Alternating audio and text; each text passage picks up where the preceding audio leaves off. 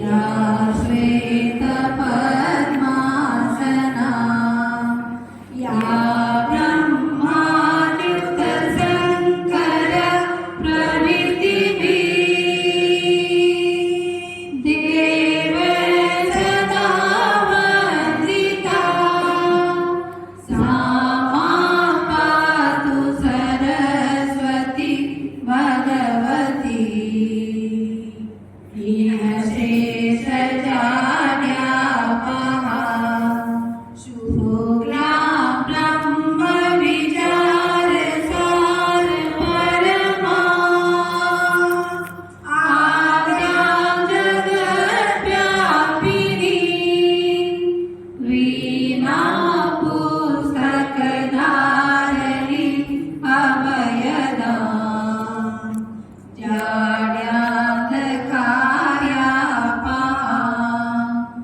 हस्ते स्फाटिकमालिका विदधती पद्मासने संस्थिता वन्दे तां परमेश्वरी भगवती बुद्धिप्रदां शारदाम्। हे हंसवाहिनी ज्ञानदायिनी अम्ब विमलमति दे अम्ब विमलमति दे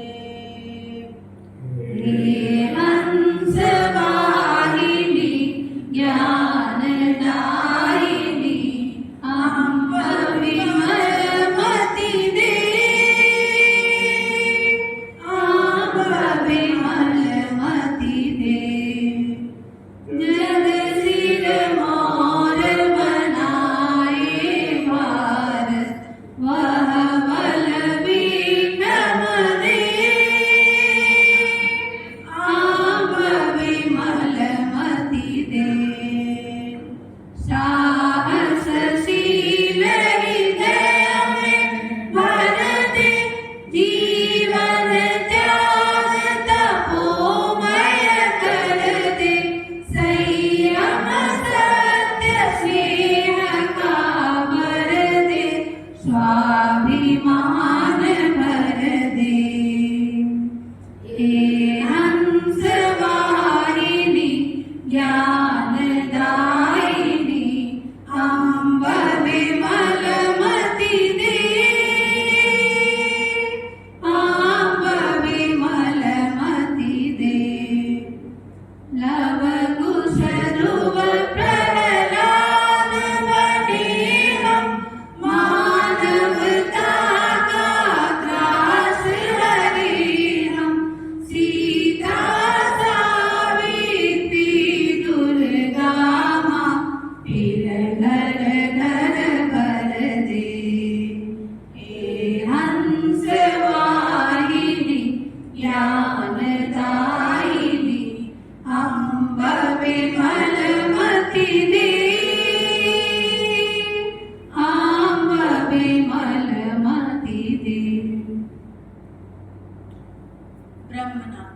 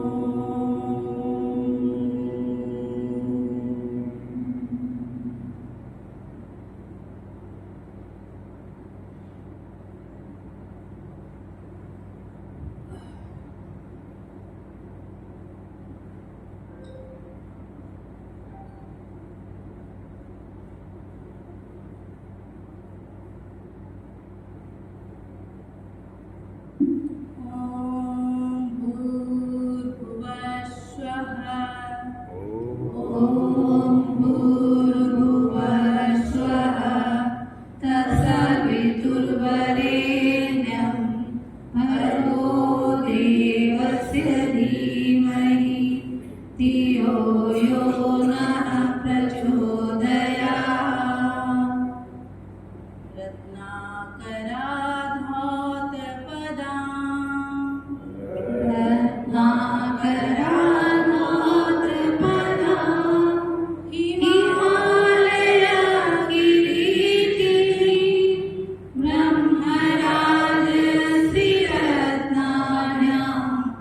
वन्दे भारत मातरम्।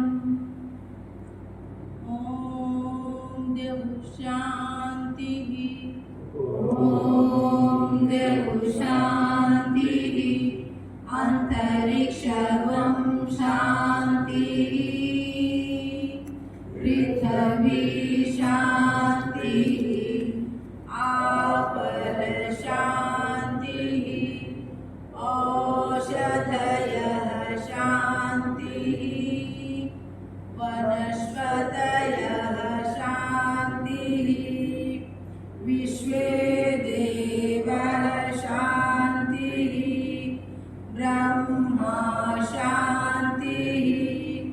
सर्वगं शान्तिः। शान्तिरेव शान्तिः। श्यामा शान्तिरेधि।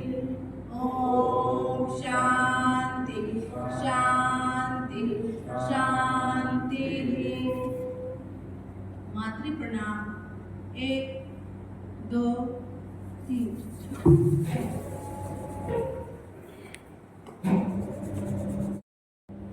हरिओम।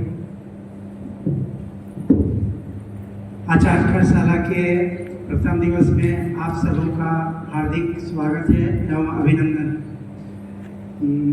आगत अतिथि एवं बंधु का परिचय एक बार हो जाए।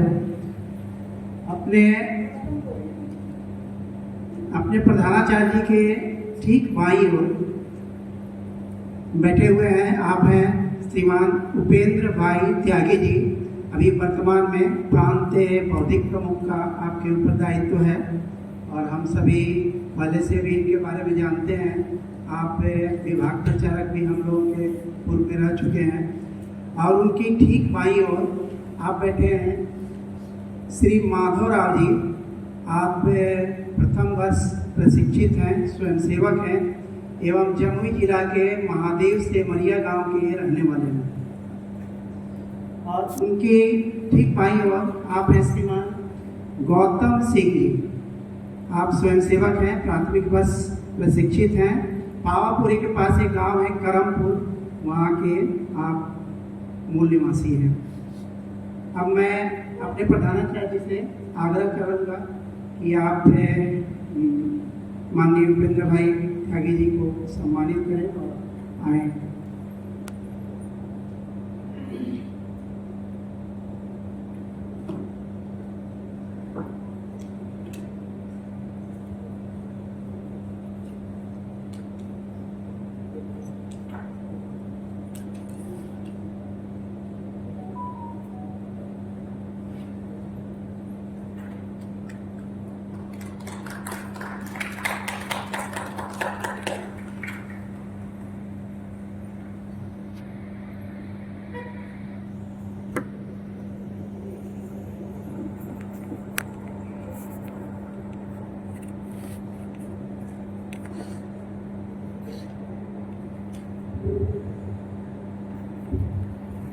हरिओम। ज्ञानदायिनी माँ सरस्वती ब्रह्म स्वरूप ओम एवं भारत माता मंच पर विराजमान संघ के वरिष्ठ प्रचारक मान्यवर उपेंद्र भाई त्यागी जी, साथ ही राष्ट्रीय स्वयंसेवक संघ के स्वयंसेवक के नाते समाज में संघ विचार को गति देने वाले ऐसे स्वयं सेवकत्व प्रसार में उपस्थित आप समस्त आचार्य जी, दीदी जी, सत्र 2024-25 के लिए आज से कार्यशाला का प्रारंभ हो रहा है।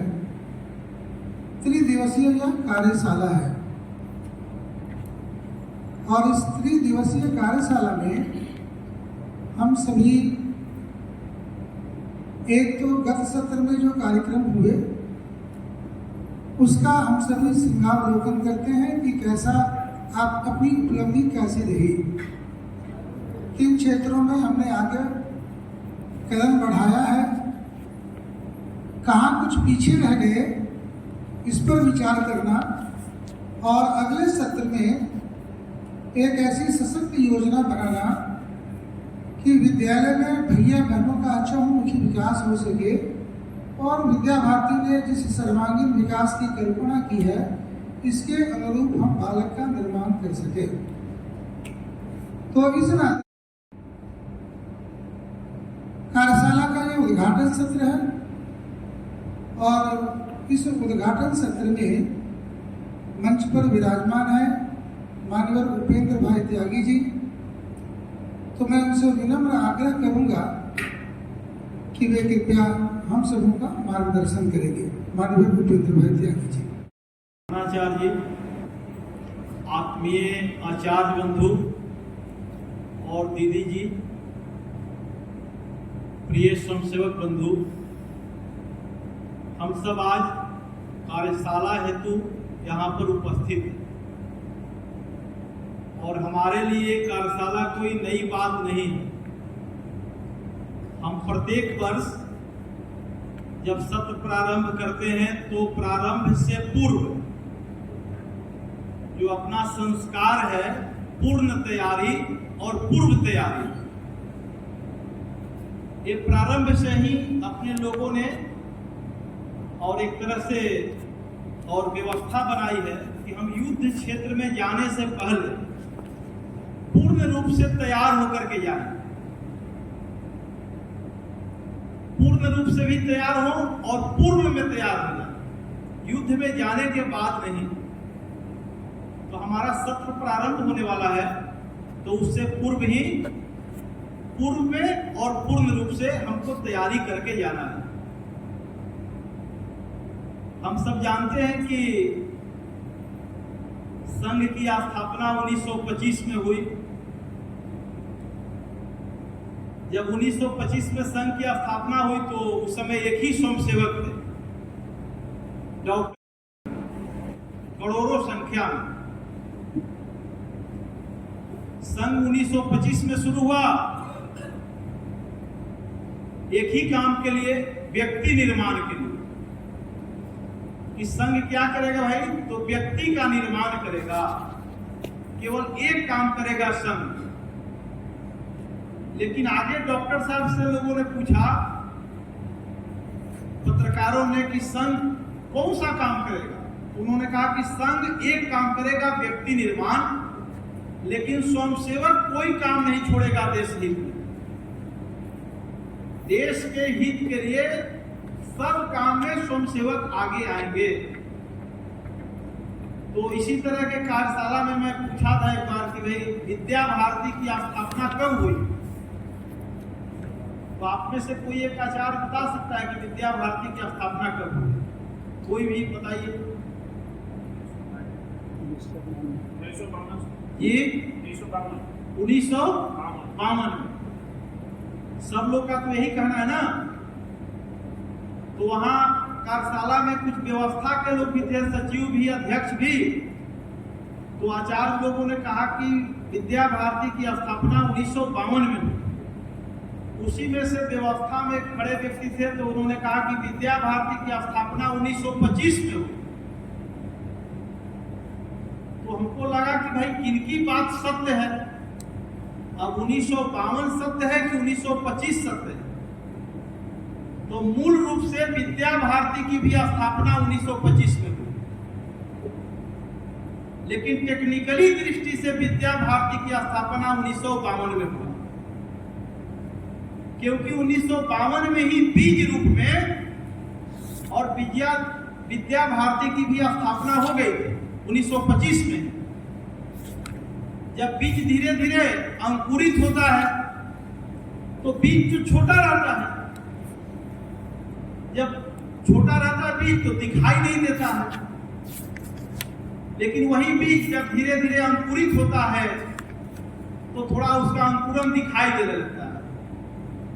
फिर वह अंकुरन धीरे धीरे जो पौधा का रूप धारण करता है तो समाज के लोग भी दिखने लगते हैं। आगे धीरे धीरे वह पौधा में टहनियां पकड़ लेती है, आगे उस टहनियों में फिर फल लगना शुरू हो जाता है, तो समाज को उस फल भी प्राप्त होने लगता है, फल का मिठास भी समाज को मिलने लगता है, और उनके टहनिये के छांव में समाज आकर विश्राम भी करता है। तो टेक्निकली दृष्टि से विद्या भारती की स्थापना 1952 में हुआ, लेकिन मूल रूप से विद्या भारती की भी स्थापना 1925 में हुआ। इस प्रकार का प्रश्न परम पूज्य गुरु जी ने दत्तोपंत ठेंगड़ी जी से पूछा, और समझ सकते हैं कि परम पूज्य गुरु जी संघ के द्वितीय सरसंघ चालक, और उनकी तो प्रतिभा का कोई जोड़ नहीं था, और ठेंगड़ी जी बहुत बड़ा महान चिंतक। तो ठेंगड़ी जी से गुरु जी ने पूछा था कि भारतीय मजदूर संघ की स्थापना कब हुई। तो ठेंगड़ी जी ने कहा कि भारतीय मजदूर संघ की स्थापना 1955 में हुआ। तो गुरु जी ने कहा कि आप तो कह रहे हैं कि भारतीय मजदूर संघ की स्थापना 1955 में हुआ, लेकिन मैं तो सुना हूं कि भारतीय मजदूर संघ की स्थापना 1925 में हुआ। तो ठेंगड़ी जी असमंजस में पड़ गए।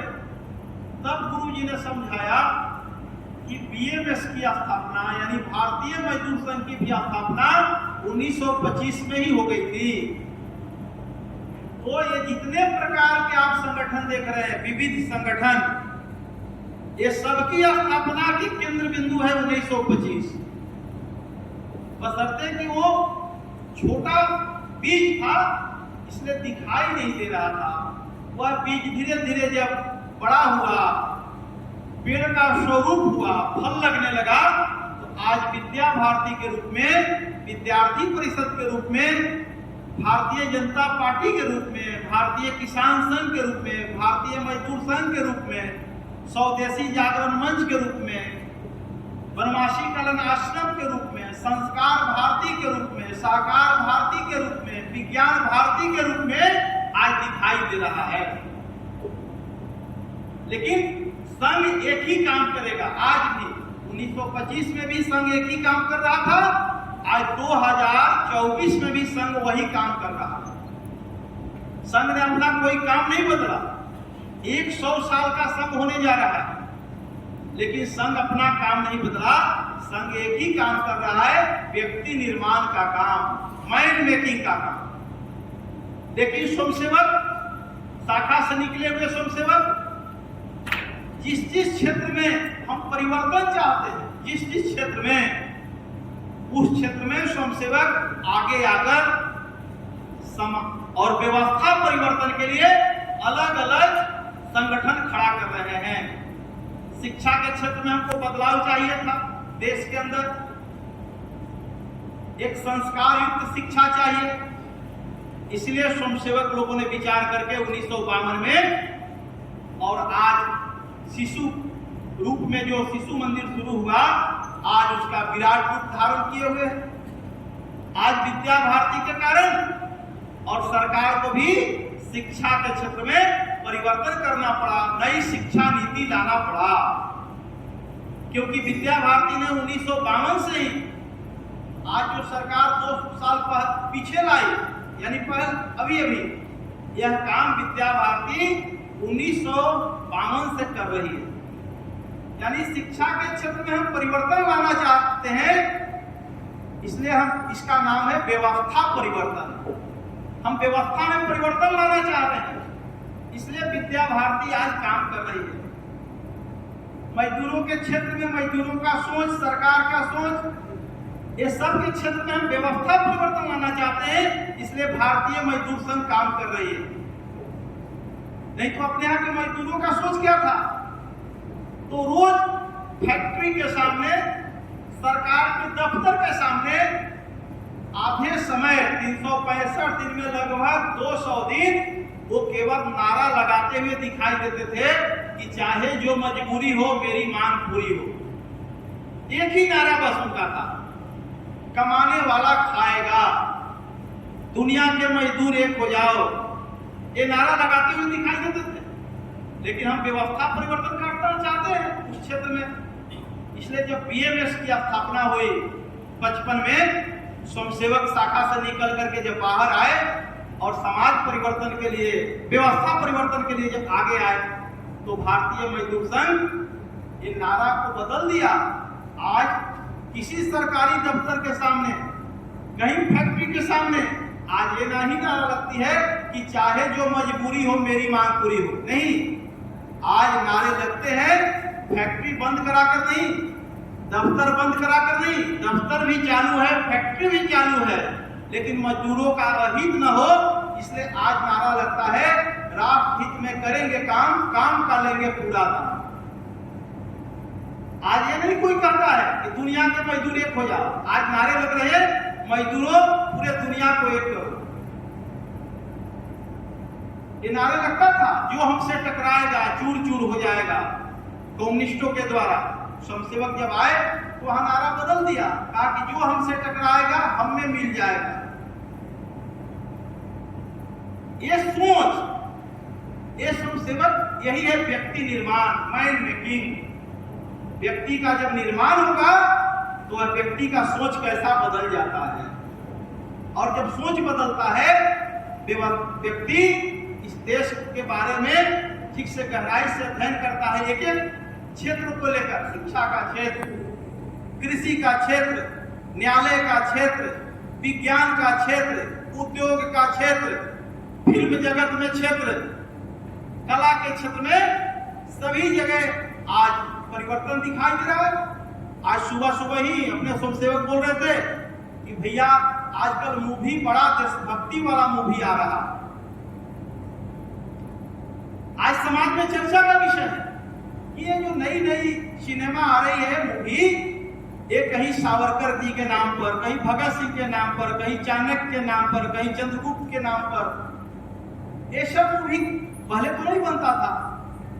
तो स्वयंसेवक व्यवस्था में परिवर्तन कर रहे हैं, व्यवस्था में परिवर्तन कर रहे हैं। इसलिए मूल बीज पड़ा 1925 में। टेक्निकली दृष्टि से जैसे जैसे स्वयंसेवक आगे आ रहे हैं, समाज की समस्या को समझ करके अलग अलग संगठन में काम खड़ा कर रहे हैं। विद्यार्थियों का बहुत बड़ा क्षेत्र था अपना। विद्यार्थी का जो शिक्षा का क्षेत्र है कैंपस, उसमें ज्ञानशील की बात हो, कैंपस में शिक्षा की बात हो। इसलिए विद्यार्थी परिषद आज ज्ञानशील एकता के माध्यम से, और शिक्षा का जो कैंपस है, कॉलेज का कैंपस है, चलो कैंपस की ओर, ये अभियान चला रहे हैं। कैंपस में हम पढ़ेंगे, गुरु बंधन छात्र अभिनंदन कार्यक्रम कर रहे हैं। रैगिंग का कार्यक्रम नहीं हो रहा है, ये होता था साइंस कॉलेज में, मेडिकल कॉलेज में, जितने बड़े बड़े संस्थान थे उस सब में होता था। आज धीरे धीरे बंद हो रहा है। वो बंद में वहां क्या हो रहा है? आज गुरु का बंधन हो रहा है, नए सत्रों में छात्रों का अभिनंदन हो रहा है। आज छात्र जा रहे हैं तो उनको तिलक लगा करके वहां की बहनें स्वागत कर रही है कैंपस के अंदर। जो हमको शिक्षक जो पढ़ाते हैं उनका आज बंधन हो रहा है, ये रैगिंग समाप्त हो रहा है। इसको बोलते हैं व्यवस्था परिवर्तन। तो अपने स्वयंसेवक व्यवस्था में जहां जा रहे हैं वहां परिवर्तन कर रहे हैं। अब जो तीसरा बात है, पहला विषय है व्यक्ति निर्माण। ये संघ करेगा व्यक्ति का निर्माण, विविध संगठन के लोग करेंगे व्यवस्था परिवर्तन। लेकिन एक और बड़ा काम है समाज परिवर्तन। व्यवस्था में तो हम परिवर्तन कर रहे हैं, लेकिन यह परिवर्तन समाज में दिखना चाहिए। इसलिए समाज में परिवर्तन लाने के लिए अभी संघ के स्वयंसेवकों ने कहा है पंच परिवर्तन। पंच परिवर्तन। हम समाज में 5 प्रकार के परिवर्तन चाहते हैं। पहला परिवर्तन है समरसता का निर्माण। व्यवस्था में परिवर्तन हो रहा है, लेकिन समाज में अभी परिवर्तन बाकी है। इसलिए पंच परिवर्तन का पहला बिंदु है सामाजिक समरसता। सामाजिक समरसता, अब यह समरसता किस स्तर पर शुरू करना है? तो पहले व्यक्ति के स्तर पर, स्वयं में, हमारे मन में जो छुआछूत की बात बैठी हुई है वो समाप्त करना, पहले मन में, दूसरा परिवार में, और तीसरा समाज में। तो स्वयं में, मन में, हमारे मन के अंदर ये दोष दूर हो, दूसरा हमारे परिवार के अंदर, और तीसरा जब हमारे अंदर दोष दूर होगा, छुआछूत की भावना समाप्त होगी, हमारे परिवार से समाप्त होगा, तब जाकर समाज में ये सब दिखाई देगा, समाज में परिवर्तन आएगा। आज सामाजिक समरसता को केंद्र बिंदु में रख करके स्वयंसेवक तरह तरह के काम कर रहे हैं। आप सहभोज का नाम सुने होंगे, ये संगठन के द्वारा होता है सहभोज। भाई हम विद्या भारती से जुड़े हैं, हम अपने कैंपस में एक सहभोज का आयोजन करेंगे। उस सहभोज में यहाँ का सुपर जो पखाना साफ करता है, लैट्रिन, वो भी पंक्ति में बैठकर खा रहा है, वो भी बना रहा है। यहाँ बाल काटता है, वो भी पंक्ति में बैठकर खा रहा है, बनाने में सहयोग कर रहा है। जो जूता पर पॉलिश करता है वो भी, जो झाड़ू लगाता है वो भी, सब लोग सहभोज में भागी ले रहे हैं। लेकिन सहभोज से ज्यादा महत्वपूर्ण है आज सहज भोज। यह है व्यक्तिगत रूप से, हमारे घरों में सहज रूप से, हमारे कैंपस में शौचालय साफ करने वाला कर्मचारी, वो यहाँ बैठे हुए कोई भी आचार्य अपने घर में जन्मदिन के अवसर पर, विवाह के अवसर पर, कोई मांगलिक कार्य में हम उनको आमंत्रित किए हैं। प्रश्न यहां है, आज संगठन के तौर पर होता है, हम बोलते हैं भाई साहब मेरे कैंपस में छुआछूत नहीं है, अच्छी बात है, लेकिन व्यक्तिगत रूप में मेरे बेटे का जिस दिन जन्मदिन मनता है, जिस दिन मेरे यहाँ जनेऊ का फंक्शन है, कोई गृह प्रवेश है, कोई उत्सव है, नवरात्र का हम व्रत रखते हैं, आने वाला नवरात्र है 8 तारीख से, नवरात्र का हम व्रत रखते हैं। उस नवरात्र में हम कन्या पूजन करते हैं। किसकी कन्या का पूजन की प्राथमिकता हम दे रहे हैं? एज ए स्वयंसेवक, एज ए आचार्य। तो हम उसमें कन्या पूजन के दिन अपने हिंदू समाज का वंचित वर्ग, जो शिक्षा से वंचित है, आर्थिक दृष्टि से वंचित है, सामाजिक दृष्टि से वंचित है, उसको समाज में आज भी उचित सम्मान नहीं है, प्रतिष्ठा नहीं है, उसको प्रतिष्ठा कौन देगा? हम देंगे, मैं दूंगा। मेरे यहाँ नवरात्र में कन्या पूजन में 9-10 कन्या पूजन में आधी कन्या समाज के उपेक्षित वर्ग का बंधु है। यह है व्यक्तिगत रूप से प्रयास, यह है परिवार में परिवर्तन, परिवार के लोगों से संवाद करके, ये आज हमको करना है। अगर हम नहीं करेंगे तो समाज टूट जाएगा, समाज कमजोर पड़ जाएगा, और कहीं नहीं कहीं इस कमजोर विषय को लेकर के जो अराष्ट्रीय गतिविधियां चलाने वाले लोग हैं, वो हमको कमजोर करने में लगेंगे। इसलिए अपना दायित्व बनता है कि हमारे घरों में, कैंपस में, मोहल्लों में सहभोज हो, लेकिन मेरे घर में सहज भोज हो। सहज भोज, सहज रूप से आमंत्रित ये हमारे घर में आए। आप देखेंगे कि सामाजिक समरसता की ओर ये पंच परिवर्तन का ये जो पहला बिंदु सामाजिक समरसता। दूसरा बिंदु है पर्यावरण। पर्यावरण, आजकल कई कैंपस विद्या भारती के प्लास्टिक मुक्त कैंपस है जी, प्लास्टिक मुक्त कैंपस। उस कैंपस में प्लास्टिक नहीं दिखाई देता है। अभी विद्या भारती का ब्रीफ हो रहा था प्रतिनिधि सभा में, तो राष्ट्रीय संगठन मंत्री जी ने विषय रखा कि हमारे इतने कैंपस हैं जो प्लास्टिक मुक्त है, तो पर्यावरण के दृष्टि से व्यक्ति के स्तर पर, परिवार के स्तर पर और संगठन के स्तर पर हम क्या प्रयास कर रहे हैं। तो आजकल संघ ने कहा है पर्यावरण के स्तर पर 3 काम करने के लिए, उसको बोलते हैं 3P। पेड़ लगाओ। अपने जन्मदिन के अवसर पर, पूरे जन्मदिन के अवसर पर, महापुरुषों के जन्मदिन के अवसर पर, पुण्यतिथि पर कोई ना कोई हम वृक्षारोपण करें, और वृक्षारोपण करके वृक्ष को 5 सालों तक उसकी सिंचाई की व्यवस्था, सुरक्षा की व्यवस्था हम करें। जब 5 साल तक रक्षा करेंगे पेड़ का, तो वह पेड़ हमारी रक्षा करेगा, वो पेड़ हमारी रक्षा करेगा। तो पहला विषय है पेड़ लगाना। हो सकता है कि मेरे पास जगह का अभाव हो, तो अपने छत पर कम से कम एक तुलसी का पौधा लगाइए। नहीं तो समाज में बहुत सार्वजनिक स्थान भी है, हाई स्कूल का कैंपस है, रोड है, कहीं भी एक जीवन में पेड़ को हम लगाएं, उसकी रक्षा करें। अपने एक प्रचारक है रामविलास जी, उनका लखी जमुई केंद्र है, वो अभी तक 20,000 पेड़ लगा चुके हैं। 20,000 उनके स्वभाव में है। किसी के यहाँ वो शादी विवाह में जाते हैं तो एक पेड़ लेकर के जाते हैं, छोटा पौधा, और दुल्हा दुल्हन को संयुक्त रूप से वो पेड़ गिफ्ट के रूप में देते हैं, और उनसे आग्रह करते हैं कि अगर आपके कैंपस में कहीं जगह है तो आप चलकर अभी ही पेड़ रोप दीजिए। ऐसे करते करते आज 20,000 पेड़ वो स्वयं लगाए हैं, स्वयं। तो हम भी पर्यावरण के लिए थोड़ा प्रयास करें व्यक्तिगत रूप से। तो पेड़ लगाना, पानी की बचत करना, और प्लास्टिक को दूर भगाना। हमारे स्वभाव में थैला में प्लास्टिक न आए, 1 टाइम यूज करने वाला प्लास्टिक।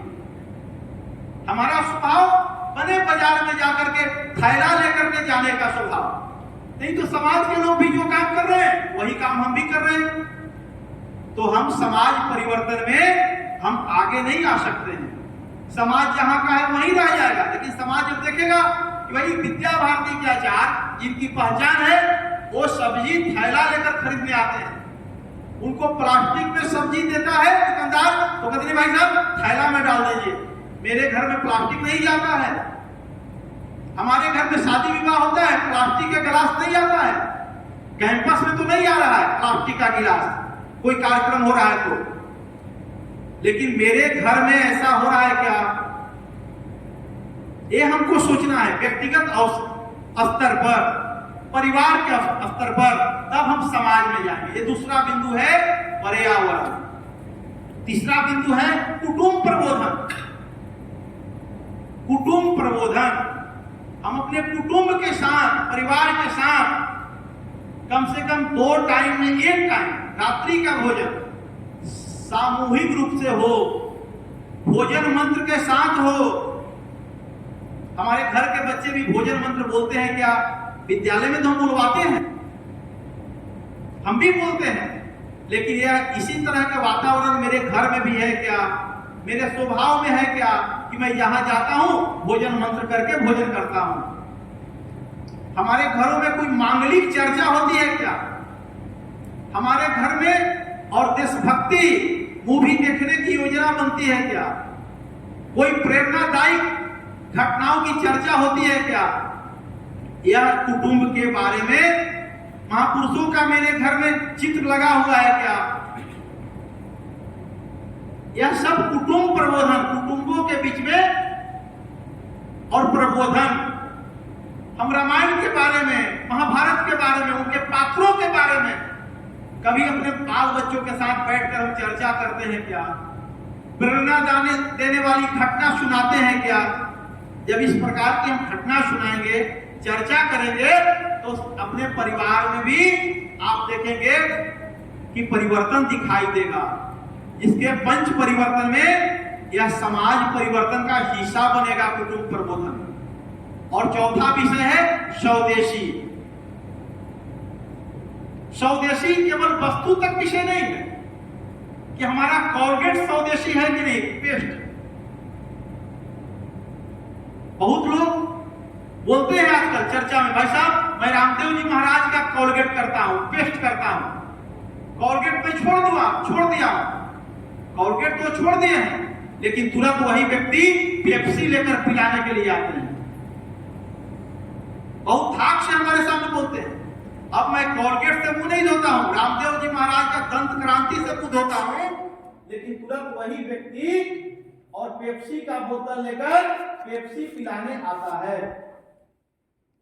तो यह विषय केवल 2-4 वस्तुओं तक सीमित नहीं है स्वदेशी का बात। तो स्वदेशी हमारा पहनावा ओढ़ावा, वेशभूषा, बातचीत, ये रहन सहन, खान पान सब में दिखना चाहिए।